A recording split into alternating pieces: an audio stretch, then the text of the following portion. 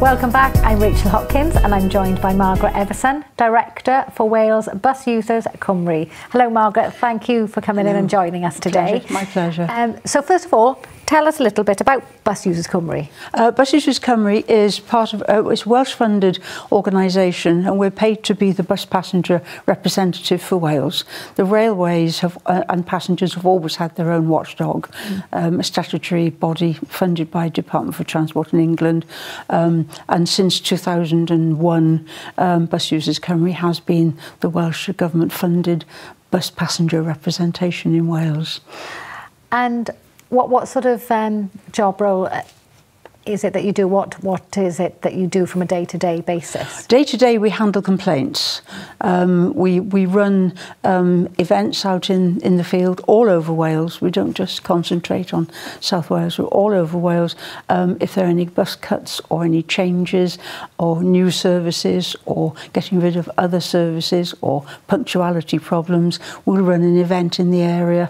We've got representatives over Wales. They'll attend those. Welsh Government will sometimes send one of their officials to make sure, so he got his ear on the ground. The minister has been before now, and the people will say what problems they've got, and then we put all that information together and report back to the customer, whichever that, because we have customers. We've got the local authorities a customer, the passengers the customer, the bus operators a customer, because we tell them what the passengers are telling us. So it's to improve the service? Oh yes. Yeah. Oh yes. And what about bus fares and the likes of? Because people always say, don't they, oh, it's so expensive these days. They are, but they're not as expensive as a train, I suppose. Yeah. And we've done surveys for bus passengers, and they've always said they get good value for money, and they're far more happy with the amount of money they're spending than a railway passenger was at that time during the research with the fare they were paying. So are more and more people using the bus to travel now? Regrettably not. Regrettably, the numbers are declining with the increase in owning private cars and that sort of thing, unfortunately. And because of congestion, buses have to be seen to be moving faster than the other traffic to entice people out of their car to get in it, because they'll say, well, if it's stuck in the same traffic jam as I am, what's the point? I'll sit in the car and listen to my iPod or my CD. You not. Yes. You've got a CD player. But yes. So what is it, do you think, that would encourage, because surely if more and more people did use buses for long and short journeys, it would be good for congestion? It would, and that's one of the reasons why the Minister announced the free weekend travel on the long distance bus services. The Charles Cymru network is free on Saturdays and Sundays. From any, it's a pilot until the end of May next year. Every weekend is free, so you can go from Newtown to Cardiff. Oh wow! You can go from Brecon, Ystrygyn, Lys, Swansea. You can go from Aberystwyth to Haverfordwest on the T5. You go from Aberystwyth to Bangor on the T2. You can go across the middle on the T3 from Wrexham to Dolgellau.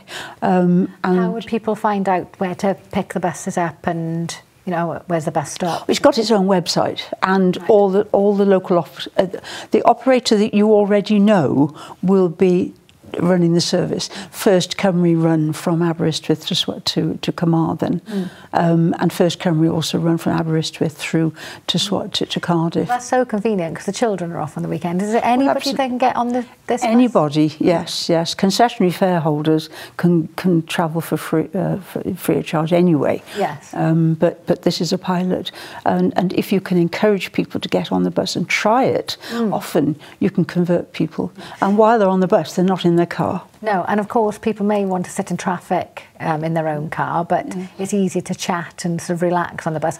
And of course parking. You don't need to worry about parking. And you've got Wi-Fi. You've got free Wi-Fi. You've got free Wi-Fi, yes, as well. So that'll please the children, won't it? Because they seem to panic if they go anywhere that they can't get on the internet. Yes. They need breathing assistance. Yes, yeah. So tell me, how did you get into working Oh, for buses? I got in by accident in 19...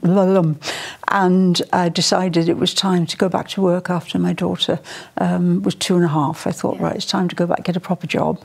And I went to an agency and they said Transport Ely, and I was a bit glum. And I thought, well, no, I need the job, shorthand typist, Transport Ely.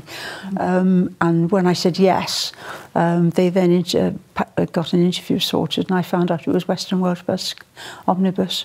Wow. And I started there. It got into the blood within a week, and I've really not looked back. I've dipped in and out of railways. I've worked for First Great Western, and I've worked for what is now Arriva Trains Wales. And I've been transport consultant, transport planner. But I settled down 10 years ago to the job I'm still in now, is helping passengers get good representation.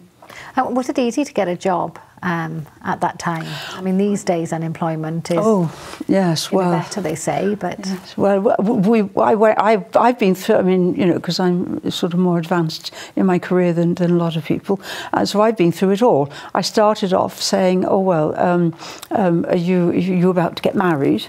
Well, if you get married, we don't think, you know, you might be having children, so I didn't get that job. And then once you're married and you've got young children, well, you might have to take time off work to look after the children. They were very different times, weren't they? Oh, they were very different times.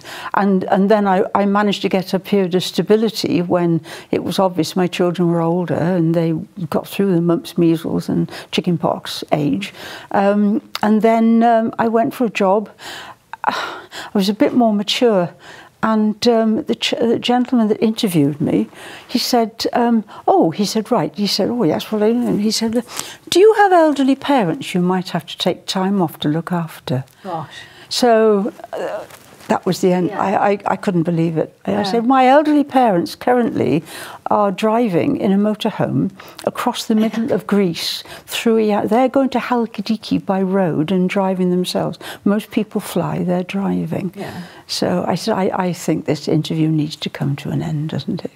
But of course, incredible, because employment laws have changed so much. That, and they could ask those questions in those days. They could ask how many children you have.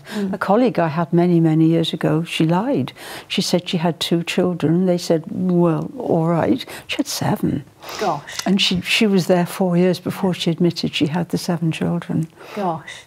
But I suppose it was harder for women to go back to work, so perhaps these lies had to be made so that they could get into the workforce. Yes. And she never missed a beat. She had 7 children, but she was always there. Always there. Yes. And of course, another thing as well, these days, people seem to, they can't wait to retire, they can't wait to sort of give up and not do anything, but you seem very passionate about what you do. Oh, yes. Yes, I am. I mean, I'd like to keep going as long as I can. I mean, circumstances in the end, I suppose they may say, oh, well, but they can't. I don't think anybody can suggest that maybe you're past it. Not now. Not now. No, I think we're protected by a lot more now, can't they? Yes. You know, if you're doing a good job and you're moving things forward, which that's the point, isn't it? As long as you're doing a good job. So what is next for you? What else would you like to implement? Oh, well, the one thing I've got to say, and I must consult my note if you don't mind, because I need to get this one quite right. What I need to do is help people go through this concessionary fare changes consultation. Welsh Government, the Cabinet Secretary, Ken Skates, has announced a consultation into concessionary fare. Now, at the moment, people over 60, disabled people and veterans, war veterans, injured personnel, and disabled people can take 1 companion with them. Okay. That costs about 70 million a year, and it's been in place now for 10, 12, 15 years perhaps. I think it started in 2001, 2002. So it's time to have a look at it. And so the questions that are being asked, apart from the administrative questions, people are saying, should the eligibility age go to retirement age, or should it stay at 60?